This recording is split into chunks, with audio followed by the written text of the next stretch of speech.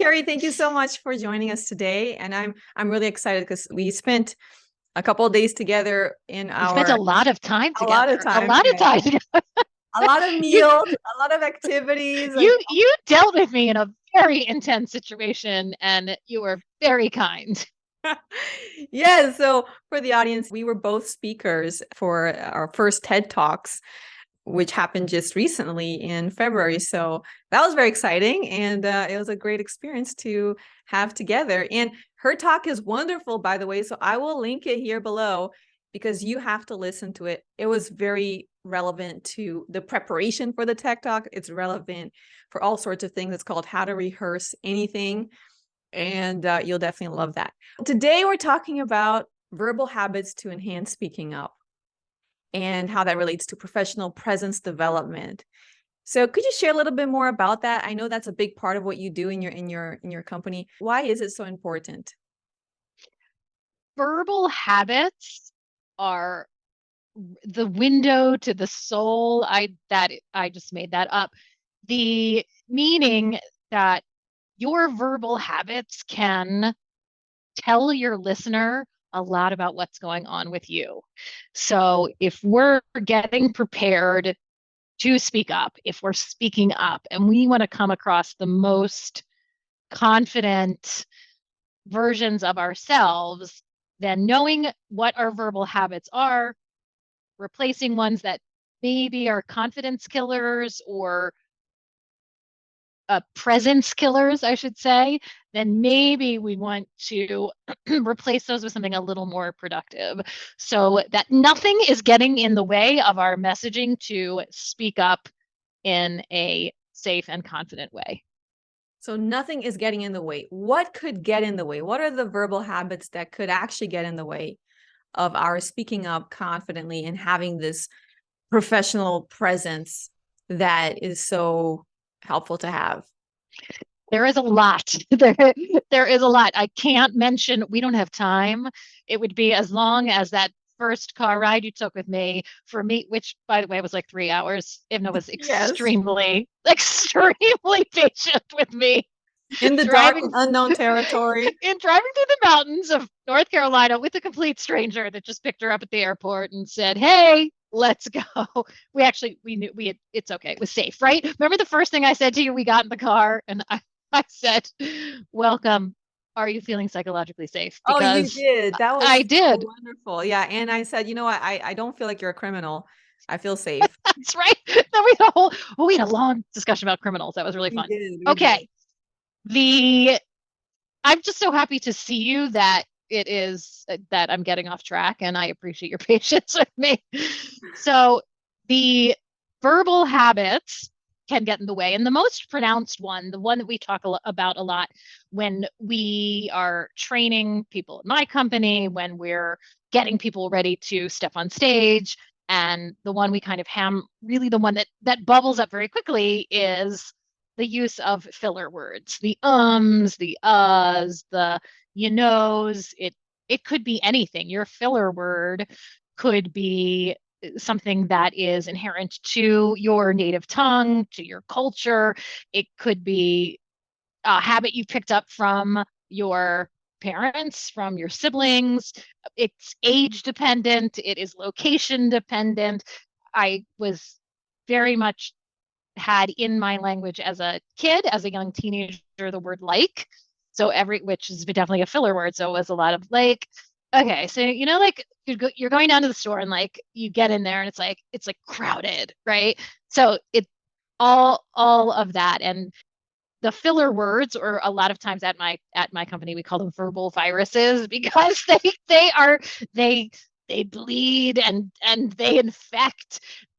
Oftentimes if you speak with someone or get very close to someone who has a really strong filler word, you can pick that up too because you start to mirror it and it's infectious. And sometimes it just feels good to say those words, some of those filler words back. So we want to become aware of what are our filler words and possibly replace them with something, or most probable and most powerful is replacing them with a pause, because they can really crumble how confident we sound.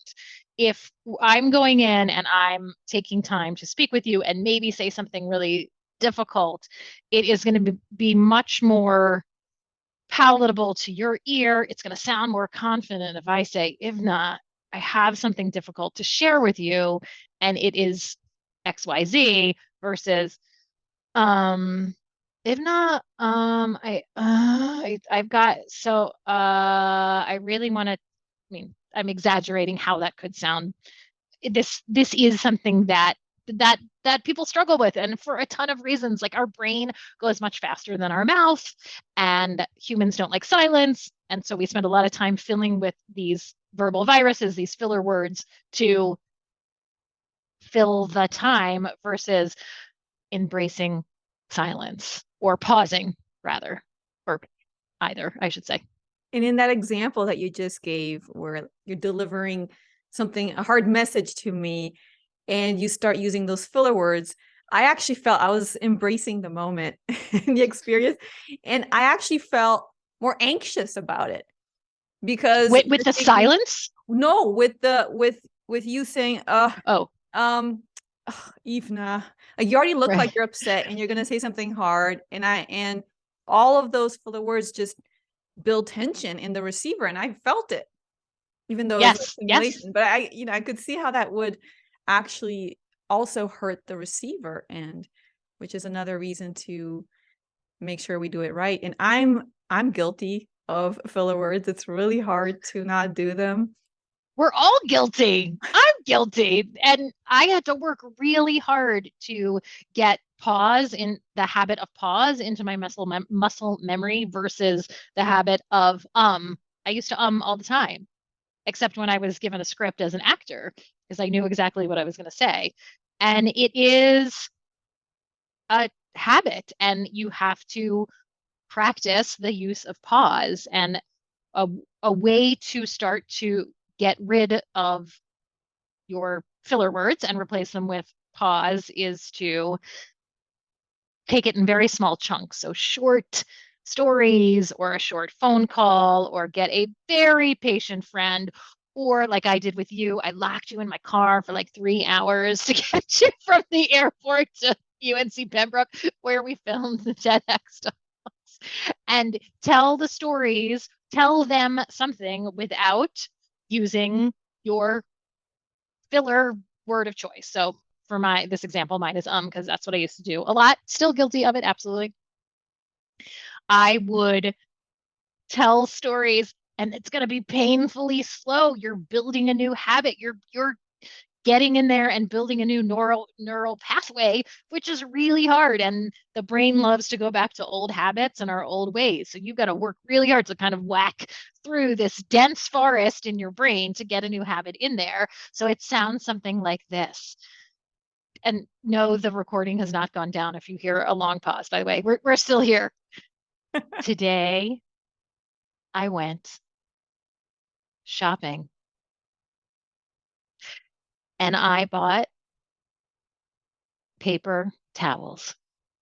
Now, if you still have friends after this conversation, you are a good human. It takes it takes patience and practice. It does. And it's very uncomfortable. When I look back at my TEDx talk, I actually feel I was really slow, and I get nervous with my own slowness sometimes and my own pauses. So it's hard to imagine others, but it's actually better because when someone's listening to you for the first time, sometimes those pauses can actually make sense. They need time to digest what you're saying. You might already know what you're saying, and it seems like it's slow for you, but for the other person, it's not necessarily. It felt slow to you, or it's watching it back, it feels slow to you? Watching it back, it feels slow. First of all, to anybody listening, if you have not watched her TEDx, it is fantastic. I heard it over those 2 days like 5 times. I thought it was great. It really was. And it was, in my opinion, not too slow at all. And you and I both are really fast talkers. We have a lot to say, and we're excited. Both of us, I think, are fast talkers. And the great thing about pause, and the good news for fast talkers, is you can talk as fast as you want. And as long as you're pausing and giving the audience time to compute what you're saying, we don't have to slow down. We don't have to slow down. We just need to include some air, breathing room. I I love did the hear, effect here that you just had air no. breathing room and then the camera just zoomed in. That was beautiful. It's out of my control, but yes, sometimes he works very well for me. Very fancy. I don't even know what you have going on there, but it's fancy and the timing was perfect. Good. The this is so it's a deliberate practice that you have to work at, and will pay you in kind, meaning it is a worthy cause. It is worthy to work on getting pause into your speech versus whatever verbal virus filler word you're using.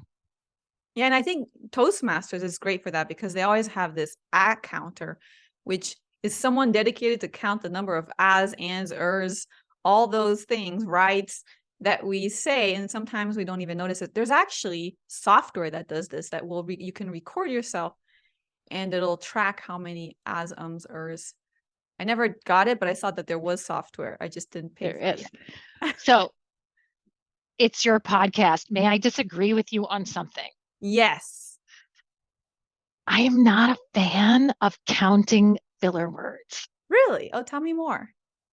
I've had my business for 12 years. We get a lot of speakers ready, either through presentation skills training or speaker coaching for events. And we're now training all over the world in multiple languages. And I can't tell you the amount of times I've had really smart, wonderful adults say how traumatized they are by having the experience of somebody count their ums or uhs during a speech at different points in their life. It could have been as a young kid if they were in a speech debate team, or they had a mean English teacher, or they had another coach who did it. I've heard a lot of negative feelings towards that experience. And so that is something we don't do at my company ever. We don't count. So we created a alternative to Toastmasters. It's called Studio G, and it is an online platform that allows you to get trained in all these techniques. It does include live coaching, asynchronous coaching, live workshops, and self-paced learning. And I appreciate you giving me the space to plug that and disagree with you. Oh my gosh, That I think I might have to join that because I was looking for the version 2.0 of Toastmasters that was more appropriate for what I am looking for. And now you caught my curiosity, and I think the audience should look at that as well. We'll link it Thank below you. in the comments. That sounds very helpful and useful. Thank you. You can head over to getstudiog.com. I feel like this is turning into my infomercial, and that was not my intention. It was to empower everybody with some good vocal techniques. Absolutely. So what are some other verbal habits that people need to think about, watch, change?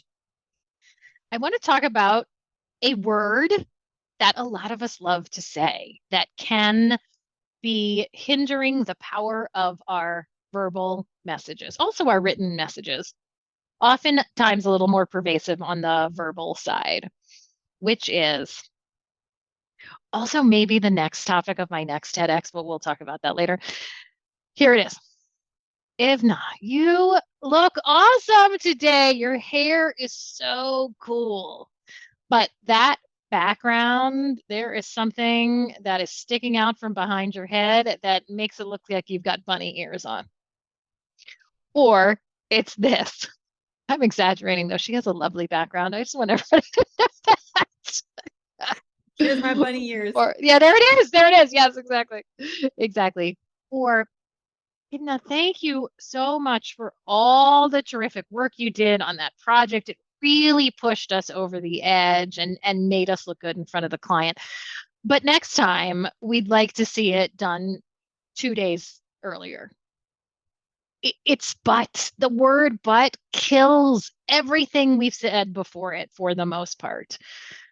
And if we could replace but with and imagine how much more positive, how much more powerful, how much more persuasive our messaging could be. So, Ivna, you look so good today. Your hair looks awesome. And that background, it looks like there's bunny ears sticking out of your head.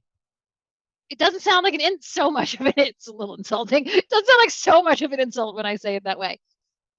Or, Ivna, thank you so much for all that great work that you did on our project. You made us look great in front of the client. And next time, we're going to get it done in 2 days earlier. So you're in a much more positive mindset to accept more of the information rather than typically what happens is I say something and then I say the word but, and as the listener, I have shut down, or now I don't believe anything that you've said before, the but. So watching the word but, or as I like to say, working towards being but free, can really help your messages keep a little more of a positive feeling and get all the words heard.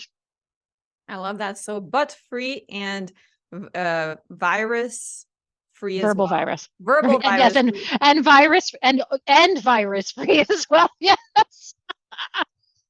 All free of all those, absolutely, those bad things. I agree with you. The but is a problem. The however, and I'm guessing that you do not encourage people to count their butts either. Yes, I do not encourage people to count their butts. Back to what you said about however. So it's but, however, or any derivation thereof. And years ago, I was running a training, and I did not say this, so I cannot quote myself on this as much as I would love to take ownership of this. Somebody said the word however is a butt dressed up in a tuxedo, and I thought it was so well said. And you are correct. It's but, it's however, it's anything in that vein. And no, don't count your butts. I do like that analogy. Yeah. All right. So that's the second tip there. Do you have a third tip for us around verbal habits? I do. And it's interesting because it's another word warning. And it's a word I said twice earlier. And there's a caveat to it. So, first of all, this word is more, for whatever reason, statistically more commonly said by women. For whatever reason, there are studies that women say the word just much more than men. And I think you probably also can speak to this, something it's about, maybe it's a little more self-deprecating or not as humiliate, being humble. Yes. And so I use the word just earlier, and I am not unlike but. I'm saying live but right, strive to be but free. I'm saying that with just, make sure we're saying it specifically, which I think I did the 2 times I used it earlier, which was I just picked you up at the airport, or I just brought you a cup of coffee. And oftentimes we use it, and proof in point, we've been on this recording 10 minutes, and I said the word just twice. I think that it's very pervasive because we like to downplay things. Well, tell me about what you did on that last project. I just got the team together and we just worked around the clock like you do, and we got this done, rather than I got the team together, we worked around the clock, and I got this done. So unless it's in reference to time, I just brought you this cup of coffee. Oh, I just did that. Then we want to watch using that word in terms of introducing things that we've done, things that we're representing, and not downplay them. It kind of goes into that same category of apologizing when there's no need to apologize for something. So these are great. All of these examples are somewhat difficult I find them to actually implement, because when we're in a situation where we're in a meeting, we're at work, we're in a situation that is a little bit, there's already a lot going on in our head. We're already thinking about what to say. We're a little bit nervous and we're trying to make a good impression. I find it hard to be able to think about the words when we're already thinking about the context, about connection, about our words, about our body language, about our nonverbals. So how did you train yourself to be able to notice the just, the buts, the filler words, the viruses, and clean them up? Even when I notice them, I'm still not able to clean them up. Even when I'm aware and I say, you know what, right before I'm going to do this recording, I will not say a filler word. And then when I listen to it, there are my filler words all over Of the place. course, because you're human. Well, don't throw the bunny ears at me.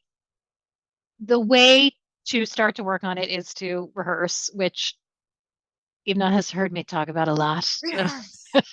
Rehearse, because she heard me rehearse my TEDx talk on rehearsal. There was a lot of rehearsal talk. So yes, rehearsal. And with that, become aware of what your habits are, and also become aware of what your choices are. So you need to not only you need to build self-awareness of what are your habits. You've got to take time and identify what your go-to habits are. And a easy way to do that is to start to record yourself. So whether you're on a Zoom call and you let the person know I'm recording this for myself or internal purposes or whatever, or you record something with your phone and it's to review yourself, and you have to be brave, as I say, and watch it back and notice, what are those habits? Are you saying a lot of buts? Are you saying a lot of justs? And are you using filler words? And to not set yourself up for failure saying, I'm going to go in and record a podcast and not use any filler words. Set yourself up for success. I'm going to get on this next short phone call. It's 2 minutes, and I'm not going to use any filler words. Or I'm going to take this next meeting and notice how many times I hear people say the word but, and what is it doing to their messaging? How am I feeling about what they've just said if they've used the word but? And then how would I feel if they had used the word and instead of but, or put a period and not said anything at all? And is there somebody I'm observing or listening to, and it could be very casual with a friend at lunch or whomever, a family member, are they using the word just a lot? What's that doing to how I'm perceiving them, what that message sounds like? And what would it sound like if that word wasn't there? It's building an awareness of what you're doing as well as the awareness of others, and then trying it, practicing it in very small chunks so you're successful in those attempts, and also rehearsing. Rehearsing. I like the idea of rehearsing in small chunks and then getting those successes and then piling in bigger and bigger amounts of time or more difficult situations. Yes. Rehearse.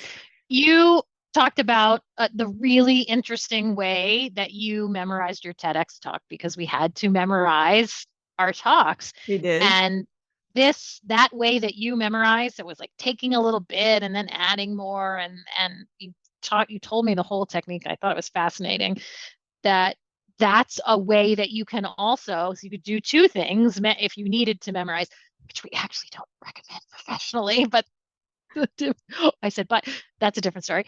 And so, wow, I did all the things in one sentence. I verbal virused, but because I got very flustered there for a second. So you could memorize, and when you're memorizing, getting some of those good non-verbal virus habits into your muscle memory. So absolutely taking it small chunks, the same way that you worked on that memorization, that I thought was so cool. Yeah, I like that. That's a really good tip. We'll definitely consider that and work on that going forward. Now, I think we have time for maybe one last tip, if you have one more, and then we'll close it off. My one last tip for confident communication is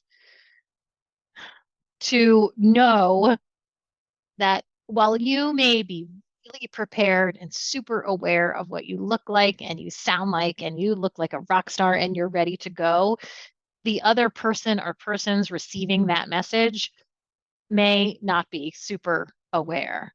So while your audience, as I say, which may be one person or 10 people, might be reacting or looking in a way that you think this message has not been received, is not resonating with them, it might. They simply might not be aware of what they're doing, or they might be reacting that something happened 5 minutes before you came in and gave them this message or had this talk with them. It's really important to know that you're confident in what you're saying, and they may process in a very different way. They may be reacting to something that happened hours ago or a text message they just got, or they have to go deal with something after they see you. And to keep strong in the idea of I did my work, I prepared, and I spoke up, and I left everything there that I could. They're going to react how they're going to react. So that's a confidence tip, because we often worry about how people respond. That's one of the top worries of people when it comes to speaking up is, I don't want to come across as aggressive, as difficult, as abrasive, as this person that's just rude and mean, even if they don't intend to be. But often, like you said, it's not that. Well, that's one thing, but the understanding might be different as well.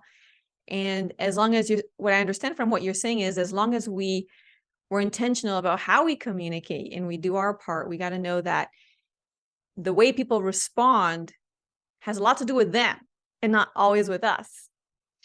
Absolutely. Love that. Really good. Well, thank you so much for these tips. And you have this company called Ovation Communication. And I imagine that ovation comes from standing ovation. Yes, Which is exactly. what we all want to have. We want to be able to get a standing ovation when we share our brilliant idea in a meeting or in any situation. When we make a presentation, we want to get a standing ovation. So I love that. Tell us a little bit more about Ovation and where people can find it. Thank you. Ovation also, yes. So standing ovation, any sort of ovation, yay, anything. So the derivation of the name came from the fact that all the trainers, like myself, are professional actors. So that really was the first nod towards being an actor. You can find us, all about us, at getovation.com. We train teams and companies. We get loads of speakers ready for events. We help individuals in Studio G. As we talked about, it could be your graduate program for Toastmasters or even a replacement program for Toastmasters.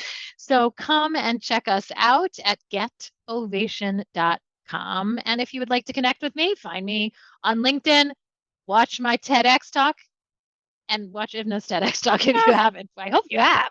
It's good. It's not too slow. It wasn't too slow. No, I hope not. I hope not. But if the audience feels like it was too slow, all you need to go to the speed area and you can put 1.5 or 2. I actually enjoy it more on a 1.5. That's up to you. Sometimes I do watch things on the faster speed because I'm like, can we hurry this along? So I think you have heard your talk a lot of times. You have been with it since inception. So maybe that's why it felt slow. Also, I've had Ovation for 12 years. I have coached a lot of people. Before that, I coached with another company. Before that, I was coaching just on my own as an actor trying to get dinner. So I have coached a lot of people. And in all those years, so a lot of years, and the 18 years that I've been doing this, that there has been one person in all that time that I have seen present that was too slow. One, and I can tell you exactly who it is, not publicly. Well, there you go, people. One more, that's your last tip of the day. You can't be too slow. You can be too fast. We can, but it would take a lot of work. And there's a big but for you right there. It takes a lot of work. Takes a lot of work. Well, thank you so much for sharing all these tips with us. The audience can check out the link below, learn more about Ovation and what she has to offer. You got a great team as well of actresses and actors, and very special, very different value propositions. So thank you so much for joining me, and we'll see the audience next time. Thank you. It's been an absolute honor to serve you today. And do you want to go deeper on how you can speak your mind with confidence at work, unapologetically? Then go watch one of my several free trainings at assertiveway.com/free. Because in those trainings, you're going to learn the skills that you need to speak up with confidence and without being rude.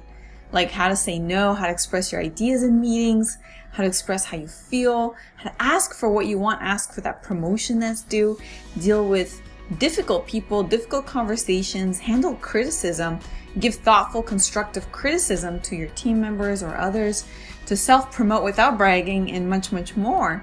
So these are the kind of skills that your parents, your teachers, your bosses may not have taught you, but that are going to make all the difference in the world in your career, in your relationships, and in your happiness. Trust me. So thank you once more, and go ahead and enjoy the day. Have a delightful, wonderful week.